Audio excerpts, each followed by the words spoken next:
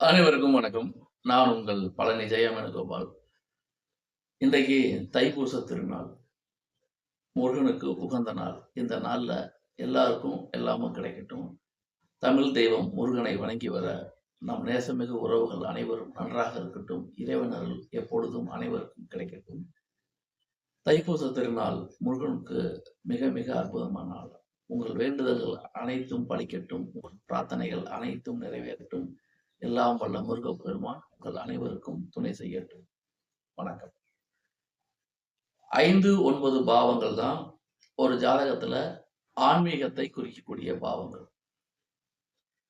5ஆம் பாவம் கெட்டாலும் சரி, 9ஆம் பாவம் கெட்டாலும் சரி, ஆன்மீகம் அப்படிங்கிறது அவங்களுக்குள்ள இருக்காது. பொதுவா 5ஆம் அதிபதி அப்படின்னு சொல்லப்படுகின்ற கிரகம் பூர்வ புண்ணியத்தை குறிக்கும். ஒரு பாவத்துல ஒரு ஜாதகத்துல 5ஆம் அதிபதி நல்லா இருந்தா அந்த ஜாதகருடைய பூர்வ புண்ணியம் நல்லா இருக்கும், சுபிட்சமா இருக்கும்னு சொல்லலாம். 9ஆம் பாவம் நல்லா இருந்தா அவருக்கு பாக்கியஸ்தானம் நல்லா இருக்கு, குருவருள் திருவருள் இருக்கு, பாக்கியம் வேலை செய்யணும்னு நம்ம சொல்லலாம். 5ஆம் அதிபதி கெட்டு போயோ 9ஆம் அதிபதி கெட்டு போயிருந்தா அந்த ஜாதகத்துல ஆன்மீகம் அப்படிங்கிறது கொஞ்சம் கூட இருக்காது.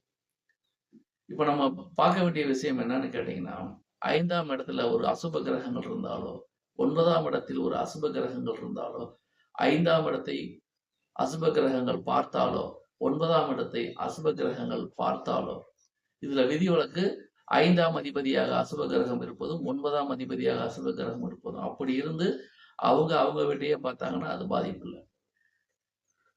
இதே சமயத்துல ராகு 5ஆம் இடத்தை கூடவோ 9ஆம் இடத்தை கூடவோ தொடர்பு கொண்டிருந்தா இவர்களுக்கு ஆன்மீக நாட்டம் அப்படிங்கிறது கொஞ்சம் குறையும் அப்படின்னு நம்ம சொல்லலாம்.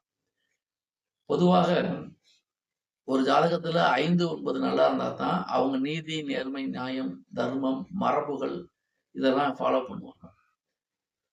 5, 9 கெட்டு போச்சுன்னா வாழ்க்கையில எந்த விதமான சாஸ்திரம், சம்பிரதாயம், சடங்கு கடைபிடிக்க மாட்டாங்க.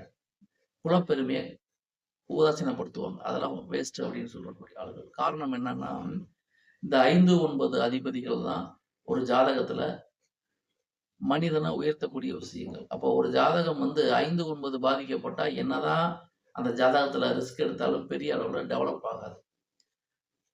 ஒரு மனிதனுக்கு பூர்வ புண்ணியம் கை கொடுக்கணும் அல்லது பாக்கியம் கை கொடுக்கணும். இரண்டுமே இல்லாம ஒரு மனிதன் ஜெயிக்க முடியாது. இரண்டுமே பாதிக்கப்பட்டா முன்னேறதுங்கிறது மிகப்பெரிய கேள்விகள். அப்ப 5ஆம் அதிபதி 9ஆம் அதிபதி லக்னத்துக்கூடவோ லக்னாதிபதியோட சம்பந்தப்படும். இதுல லக்னத்துக்கு சம்பந்தப்படுறதுக்கும் லக்னாதிபதிக்கு சம்பந்தப்படுறதுக்கும் வித்தியாசம் இருக்கு. இங்க ஒரு விஷயத்தை பிடிக்கணும். 5ஆம் அதிபதியும் 9ஆம் அதிபதியும் லக்னத்துக்குள்ள இருக்கு அல்லது லக்னத்தை பாக்குதுன்னு வச்சுக்கோங்க.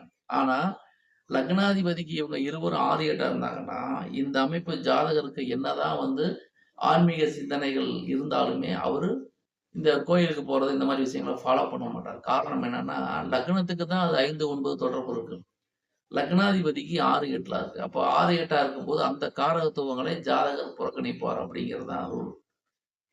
அப்ப எந்த ஒரு விஷயத்திலுமே பாவாதிபதிக்கும் பாவத்துக்கும் இருக்க தொடர்பு ரொம்ப முக்கியம்.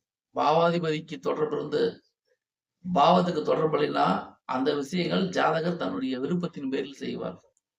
பாவத்துக்கு தொடர்பு இருக்கு, ஆனா பாவாதிபதிக்கு தொடர்பு இல்லைன்னா அந்த விருப்பம் இருந்தாலும் ஜாதகர் செய்ய மாட்டார். இதுதான் வித்தியாசம். அப்ப நம்ம பார்க்க வேண்டிய விஷயம், ஒரு மனிதன் தர்ம சிந்தனை உடையவனா, நீதி நேர்மை கட்டுக்கொண்டு நடப்பானா, குடும்ப பாரம்பரியத்தை காப்பாற்றுவானா, இதெல்லாம் நம்ம பார்க்கறதுக்கு அவங்க ஜாதகத்துல 5ஆம் இடத்தையோ 9ஆம் இடத்தையும் பார்க்கணும்.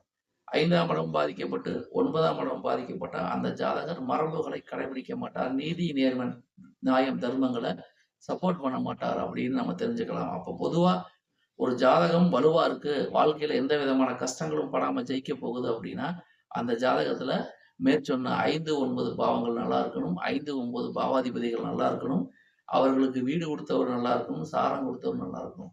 இது எல்லாமே நல்லா இருந்தா அந்த ஜாதகருடைய வாழ்க்கை கண்டிப்பா ஜெயிக்கும். என்னதான் தசாபுத்திகள் சற்று பிரச்சனையை கொடுத்தாலும் இறுதியில் அந்த ஜாதகம் ஜெயிக்கக்கூடிய ஜாதகமாகத்தான் இருக்கும் அப்படிங்கிறது முழுக்க முழுக்க பொதுவான தகவல். தனிப்பட்ட ஜாதகத்தை பொறுத்து அதில் உள்ள கிரக அமைவுகளை பொறுத்து பலன்கள் வேறுபடும் என்ற அடிப்படை உண்மைகளை நாம் மறந்துவிடக்கூடாது. நன்றி நேயர்களை, மீண்டும் சந்திப்போம். நன்றி, வணக்கம்.